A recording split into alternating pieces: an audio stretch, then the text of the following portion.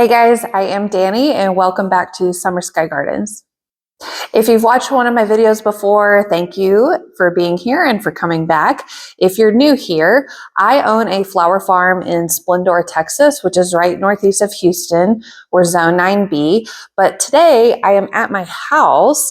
The last couple of weeks, I've been spending a lot of time planning out my summer warm season annuals. Well, I say summer, it's like late spring, summer, fall, warm season annuals, and kind of finishing my plans for, what all I'm going to grow over the next really like 6 to 7 months.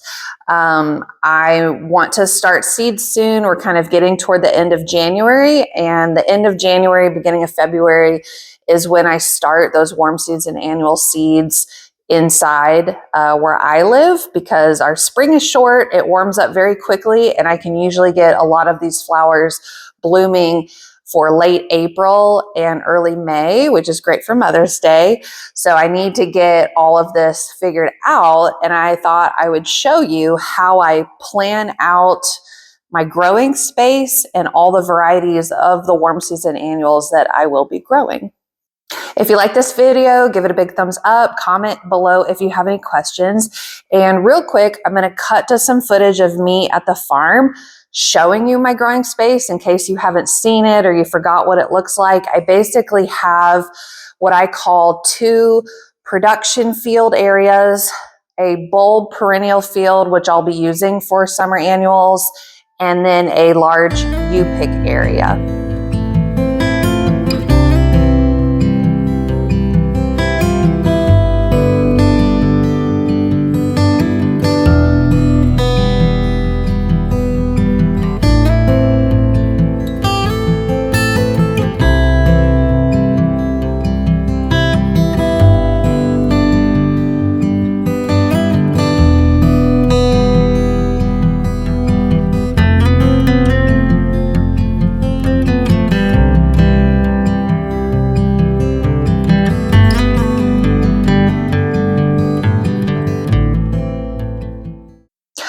All right, so here we are back with all of the papers and planning. Real quick, I'll just mention before I show you all of this, what I do, I keep a spreadsheet in my Google Sheets, a running list of all the flower varieties that I have on hand. So if I run out of something or I decide to cut something out, I go in and delete it. And then I just list like, what flower, the variety, where's it from, how old are the seeds, and whether I have it in a packet or I have some older seeds where I only have like a few and they're in like a little bead box. So I'll show you the spreadsheet here shortly. I do have a video where I show you how to organize all your seeds. If you want to check that out, I will link it below.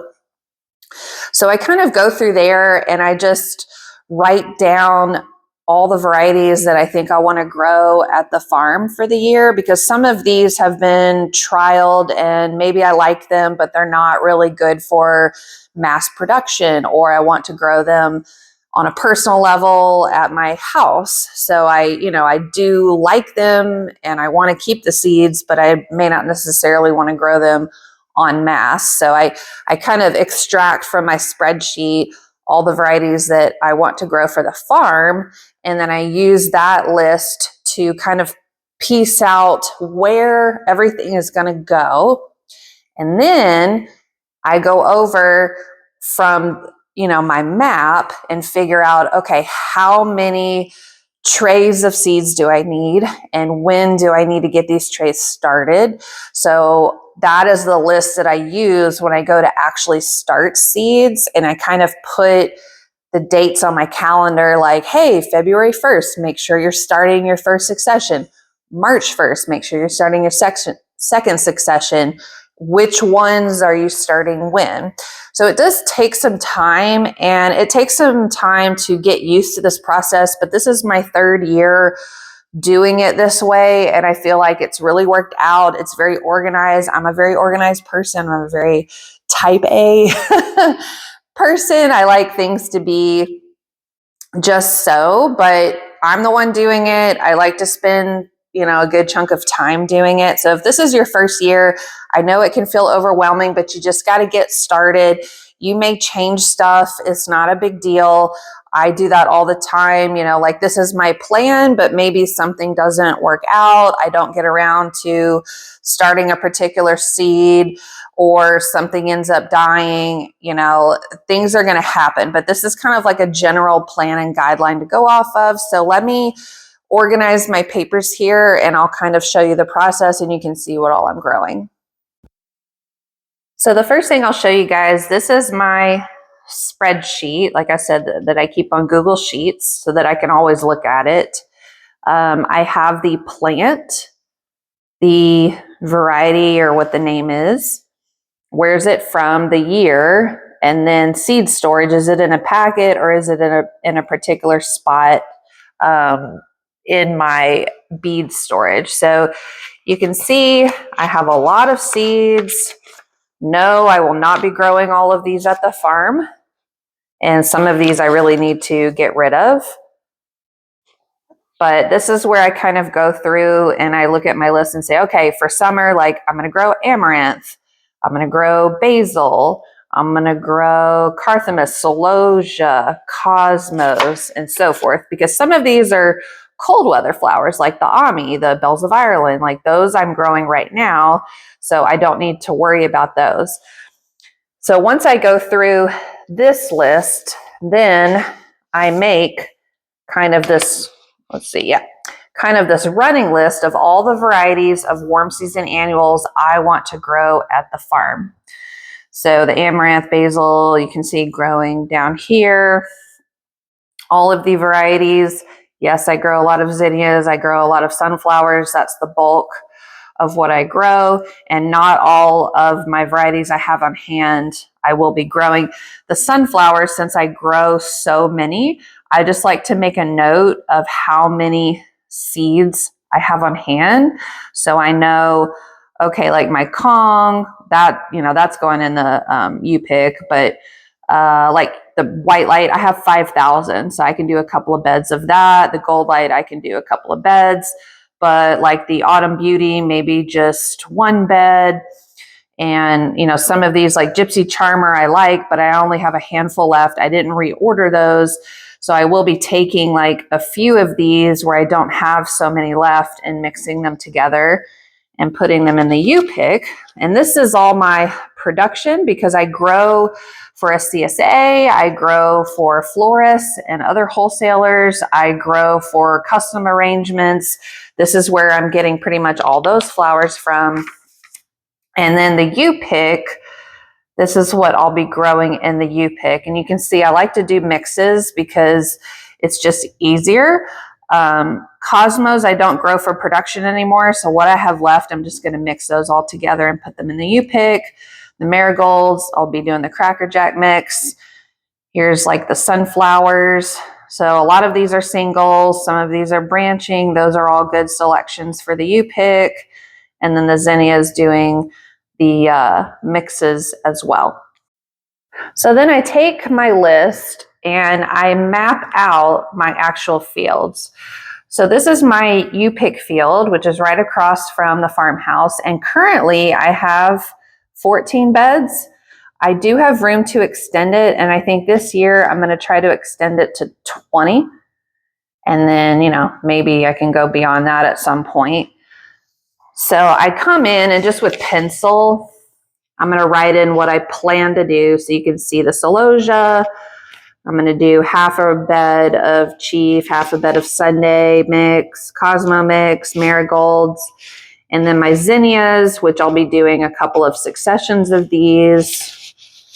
And then the sunnies, I'll be mixing some varieties together that I just need to use up the seed, doing some singles here, some branchings here, some really big ones for pictures on the end, and that'll get me to 20 beds. And I think that'll be really nice for the U-pick, and hopefully this stuff will start blooming by the maybe like mid-end April, so I can open up for the weekends then and run it through June. All right, next, this is my production and bulb field. So I have my fields drawn out here. The bulb area is 6 beds, and the 2 production areas are, or sorry, the bulb area is 5 beds. The 2 production areas are 6 beds. All of my beds, to keep them consistent, are 4 feet wide by 50 feet long. That's the entire farm. And I highly advise, if you can, making everything uniform. So that way you can use your fabric, your drip lines, everything can go really like anywhere. I always write down a reminder for myself for starting seeds. If I'm planting things at a 6-inch spacing, I'll end up having 7 rows, about 100 plants each, so 700 plants total. That's about 10 trays because I use the 72 cell trays. 9-inch is about 5 trays, 12-inch is 2 trays. I made a note to myself, okay, my tulips are in crates, everything else is in the ground. Currently, these are my numbers of the ranunculus, anemones, and tulips that I'm growing. And then you can see in pen is where I have down what is already planted.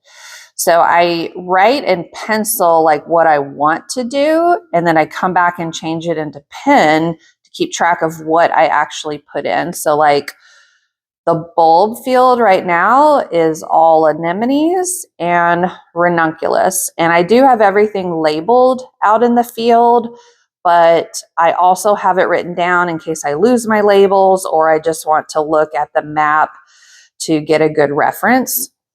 I have all of my beds numbered here. And then on the right, I wrote down, okay, once these are done, what do I want to come in and plant for the warm season? So over here, I'll be putting in 3 beds of sunflowers. I've got white light, gold light, and horizon, and I'll be doing successions of those. This bed, I'll be putting in the mahogany splinter hibiscus, and then this bed will have the gomphrena and the basil. Now this area, it has landscape fabric for the walkways, but not for the actual beds. That's perfect for the sunflowers.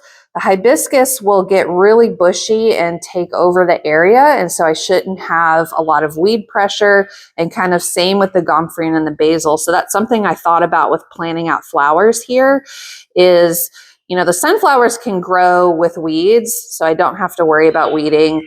And then these flowers should really like fill up the space. So the weeds should be kept pretty minimal since I don't have fabric to keep the weeds out. So then moving down to, let's look at production field number 1. So that's the one that's closest to the house. So you can see here is everything that I'm growing currently. And then pretty much this whole area, I'm going to turn into zinnias. I'm growing a lot of varieties. They're my most popular flower. I like to grow different colors. So pretty much everything here I'll be putting in zinnias, and I want to do several successions of zinnias. So I'm going to be doing a few rows early and then later. So, and then I'll show you guys how I figure out the varieties. And then my production field number 2. So once again, this is everything that I have growing currently. And then over here, I wrote down what will be following these. And you also want to think about, when are things going to be done blooming? You know, how long am I going to keep things in the bed? And that really will come with experience. So I know like my stock will be out kind of earlier than some of the other flowers. Once it gets hot, they stop blooming, they're done. They're ones and dones anyways. So I can get my basil and my mint in pretty early and have a good filler. Same with this stock. I'm going to follow it and have some amaranth. The Ami and the Bells of Ireland can last a little bit longer, so I can come in after those with marigolds. Same with the cress.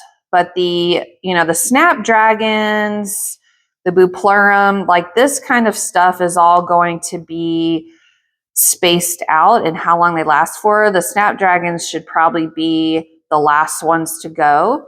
So I'm going to plant several successions of celosia so I can go ahead and have some early, probably like up in here, and then have some coming in later once these are done. And that's a good thing to go back over here too. Like for instance, this bed with the Lisianthus, that stuff is going to grow into the summer, and I am going to actually try to overwinter it. So I only have a small section here that I'll be able to use for zinnias. So I don't need 5 more trays for this bed. I probably only need like 1 or 2. But like for instance, the poppies, those are going to end pretty quickly. So I can get the earlier zinnias in here, some later ones after these snapdragons, some later ones after the status and the straw flower. So let me go to my list and I'll go through the different varieties. All right, so I look at my map and I kind of come in and figure out, okay, when do I need to start things and how many of each? So looking at, for instance, my U-pick, bed 1, I'm going to plant celosia, and I want to get my U-pick up and going in April, so I need to get this stuff going by February 1st. So the first bed celosia, I plant those at 9-inch spacing, so I'm going to need 5 trays total. So I'm going to do a mix. I'm going to do 3 trays of the Sunday mix and 2 trays of the Chief mix. So I know, okay, by February 1st, I need to have these 5 trays up and running. Cosmos, another 5 trays. I'm just going to mix all the varieties together. Marigolds, 5 trays of just the Cracker Jack. And then the zinnias, I'm doing 2 beds of each. So a total of 10 trays, the Bennery, the Queen, and the Oklahoma. This is a lot, but I do have a really large growing space for seeds inside. And then going over to the production area, and you can see I've kind of, there's a note from my daughter, I've kind of like been moving things around a little bit, trying to figure out, okay, what am I going to start early? What's going to come on later? I haven't really put down dates on this yet. I need to go back out to the field and figure out where I have some open space. But in general, this is what I want to grow. So for instance, bed 5, I'll be following with all zinnias. I'm going to do 3 trays of the Dawn Creek Blush. I haven't grown this one before, so I'm really excited to see how that looks. And then 2 trays of the Bennery Giant Pink. This bed is going to be all zinnias. It's going to be all queenies, which are always really popular.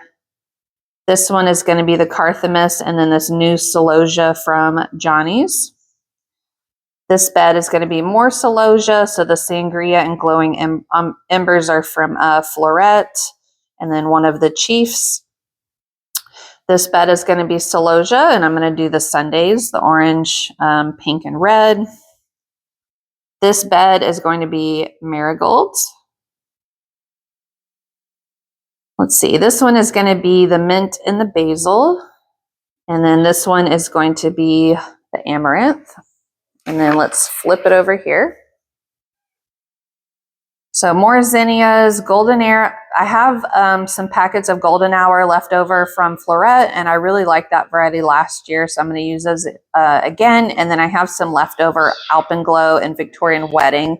So those are all from Florette. And then I'm going to put in some more Bennerys here, and Bennerys here. I really like the Bennerys because you can grow all kinds of colors, which is what I'm doing.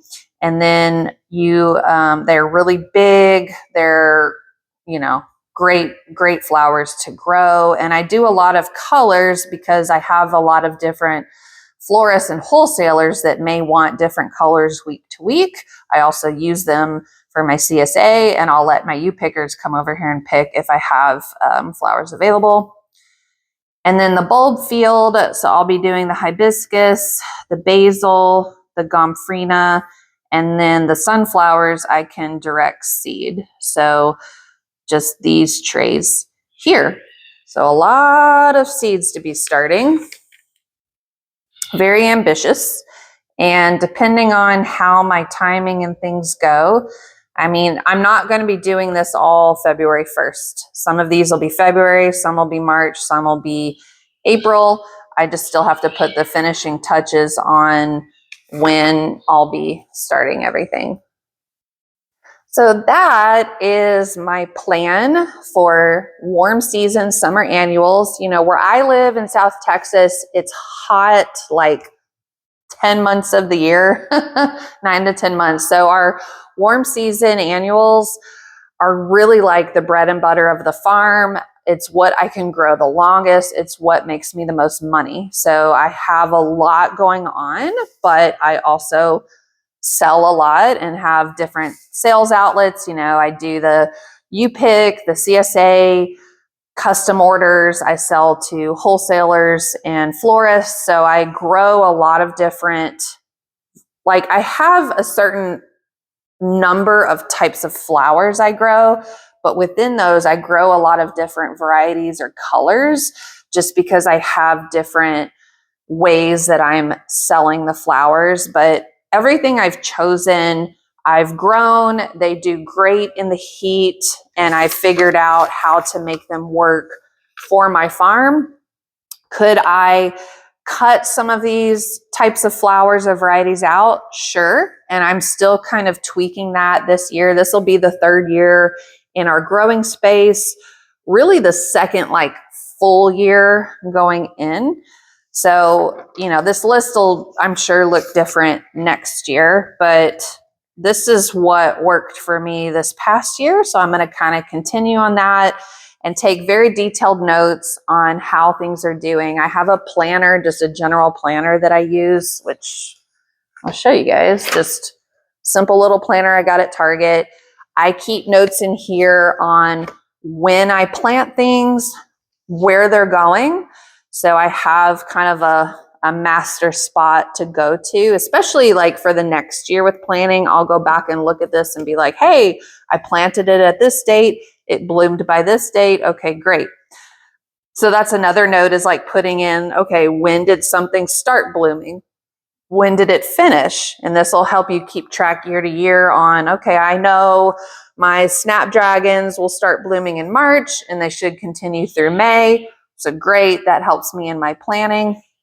And I know that because I've kept notes, you know, the years before.